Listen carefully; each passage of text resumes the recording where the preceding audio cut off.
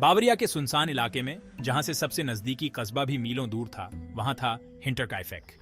ये कोई आम फार्म हाउस नहीं था, बल्कि एक ऐसी जगह थी जहां बस अंधेरा और सन्नाटा था। चारों तरफ हरे भरे खेत फैले हुए थे, लेकिन कोई भी रास्ता सीधा इसके दरवाजे तक नहीं जाता था। ये जगह इतनी वीरान थी जैसे सुबह का कोहरा। ये ऐसी जगह थी जहां राज आसानी से छुप सकते थे। एंड्रियास ग्रूबर, जो कि घर के मुखिया थे, कम बोलने वाले और सख्त मिजाज के इंसान थे। उनकी पत्नी चेजिलिया अपने मजबूत कंधों पर खेती का सारा बोझ उठाती थी। उनकी बेटी विक्टोरिया, जो कि एक जवान विधवा थी, अपने बच्चों 7 साल के चेजिलिया और 2 साल के जोसेफ में सुकून ढूंढती थी।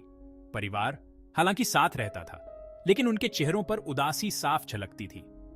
उनकी इस तन्हाई में उनकी नौकरानी के अचानक चले जाने ने और भी इजाफा कर दिया था। वो बूढ़ी औरत जल्दी में घर छोड़कर चली गई थी और अजीब आवाजों और अटारी में किसी की मौजूदगी के बारे में बुदबुदा रही थी। पहले तो परिवार ने बूढ़ी नौकरानी की बातों को नजरअंदाज कर दिया। उन्हें लगा कि ये तो बस एक बूढ़ी औरत के डर की बातें हैं, लेकिन जल्द ही उन्हें भी कुछ अजीब चीजें नजर आने लगीं। जब कोई ऊपर नहीं होता था, तब भी अटारी से पैरों की आहट सुनाई देती थी। औजार गायब हो जाते थे और फिर अजीब जगहों पर मिलते थे। रात में खिड़कियों पर किसी के या किसी चीज के टैप करने की आवाज से उनकी रीढ़ की हड्डी तक कांप जाती थी। डर उनका एक साया बन गया था। रात में परिवार एक साथ दुबक जाता था। चिमनी से हवा के गरजने की आवाज सुनता था। उसकी दर्द भरी चीख उनके बढ़ते आतंक को प्रतिध्वनित करती थी। एक ठंडी सुबह एंड्रियास ने जंगल के किनारे से सीधे फार्म हाउस के दरवाजे तक जाने वाले पैरों के निशान देखे, लेकिन वापस जाने के कोई निशान नहीं थे। ऐसा लग रहा था जैसे जो भी था या जो भी थे वो हवा में गायब हो गए थे। परिवार अब निश्चिंत था, वे अकेले नहीं थे। आसपास कुछ भयानक छिपा हुआ था, उन्हें देख रहा था, उनके साथ खिलवाड़ कर रहा था। अपने बढ़ते डर के बावजूद ग्रूबर्स को खेत के काम में मदद की जरूरत थी। मरिया बाउमगार्टनर नाम की एक युवती नौकरी करने के लिए आई। हाल ही की घटनाओं से अनजान वह अपनी नई जिंदगी शुरू करने के लिए उत्सुक थी। उसे क्या पता था कि वह एक बुरे सपने में कदम रख रही है। 31 मार्च 1922 की शाम को ग्रूबर परिवार रात के खाने के लिए इकट्ठा हुआ। विक्टोरिया के माता पिता, उसके 2 छोटे बच्चों के साथ मरिया और एक मेहमान लोरेंस श्लिटनबावर, जो परिवार के दोस्त थे, भी थे। माहौल तनावपूर्ण था, अनदेखी आंखों का भार उन पर भारी था। खाना, जो आमतौर पर साझा कहानियों और हंसी का समय होता था, मौन में खाया गया। हर निवाले में डर का स्वाद था, हर परछाई अनदेखी खतरे से लिखी हुई लग रही थी। रात हो गई और फार्म हाउस एक अजीब सी खामोशी में डूब गया। हिंटरकाइफेक के लोग एक एक करके अपने बिस्तरों पर चले गए। उनका मन पिछले कुछ दिनों की अकठनीय घटनाओं से भूतिया था।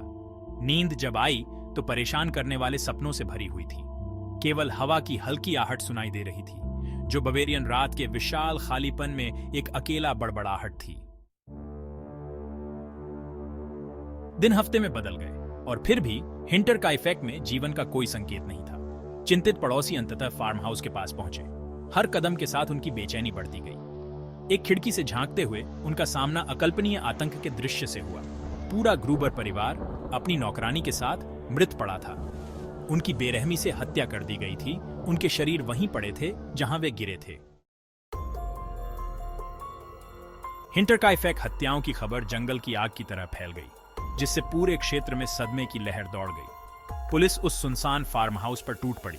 उनकी जांच में गवाहों की कमी और समय बीतने से बाधा आई। फार्म हाउस के हर कोने की तलाशी ली गई, सबूत के हर टुकड़े की छानबीन की गई। फिर भी हथियारा या हत्यारे बिना कोई निशान छोड़े गायब हो गए थे, हिंसा और रहस्य की एक भयावहता को पीछे छोड़ते हुए। ऐसा जघन्य कृत्य किसने किया होगा? क्या यह लूटपाट का गलत तरीका था, पारिवारिक झगड़ा था, या कुछ और भयावह था? प्रश्न हवा में उठते रहे, अनुत्तरित और अशांत करने वाले। प्रशंसनीय से लेकर विचित्र तक सिद्धांत लाजिमी थे, लेकिन कोई भी हिंटरकाइफेक में सामने आई घटनाओं की पूरी तरह से व्याख्या नहीं कर सका।